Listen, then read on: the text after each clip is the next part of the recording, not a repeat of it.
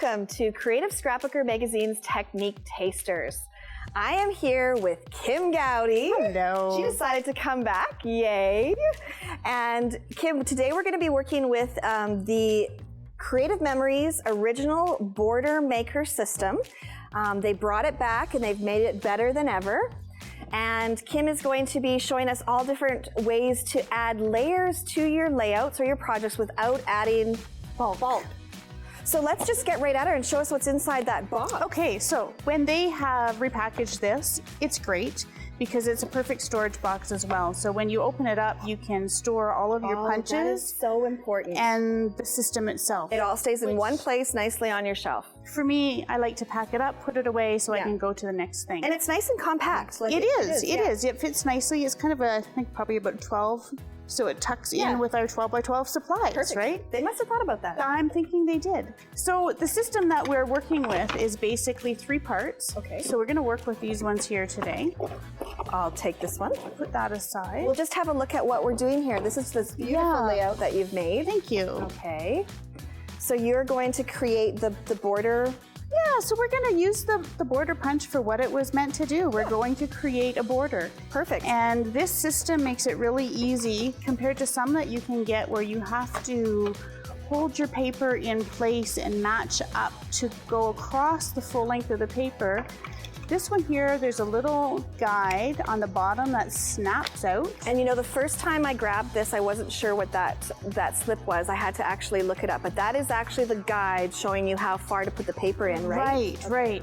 So then you lift up this, and this has a magnet on it. So this is going to hold your paper. So you stick that in, let it go down, hold it in place, and then you remove the guide. The guide so it snaps onto the bottom again. Perfect.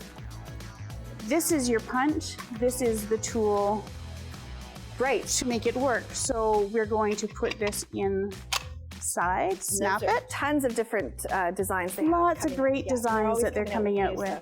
And then this has 2 little notches and you will feel it will snap into place. Yeah, and you I guarantee you will feel. You won't question whether it's in or not. You know it's in place, and you push down.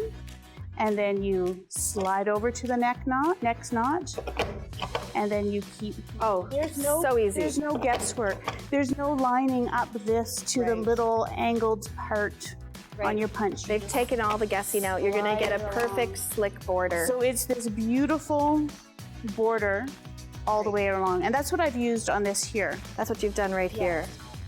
Cool thing with this particular punch is. Sorry if my hands are in your way. Not at all. You can thread ribbon through here. Or what I did on this layout here is I took some of the coordinating paper and just cut it to size, and then I just thread that through. Threaded it right through. Yeah. For a really pretty effect. Now, Kim, you have, this is all Creative Memories paper in the background, is that right? Creative Memories from their Cool Serenity and their travel. And they come with these. They have little journaling blocks, so you could use it. You could use this to create a page. I used it for down here for my creative memory journal. For my journaling block. Right. And I've added some stamps to it. I see you've used an Impression Obsession stamp. I did, with some Ranger ink, and actually the background is the Creative Memories. I see that. Pattern paper, but I wanted to add more texture. I think, is it this one? This sheet right here? It is. Yeah.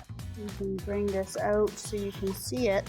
And, you know, that paper on itself was really nice, but I just wanted to add a little bit more texture with the stamp. Impression Obsession stamp and some of the Ranger Distressing. Ranger Distressing, and just light. I didn't want to change the effect. I just wanted to be subtle in the background. Now, you've got this journaling here. What pen did you use? I love using the Chameleon detail pen. So it has 2 tips. It's got a fine and, you know, a thicker fine. So great for journaling. Did you use both here? Is this the thin? I did, yeah. So you've got the thin and the thick. I think a lot of people use this for sketching as well. Right. Beautiful tip for that. Awesome. So that is what I tend to go to. I actually didn't know they had a fine detail pen. This comes in their kit, right? Like when you buy a set. It does, yeah. Yeah, nice, perfect. So, and now I see you've used some Mayart's twine. Twine is on almost all of my layouts and cards. I love Mayart's twine.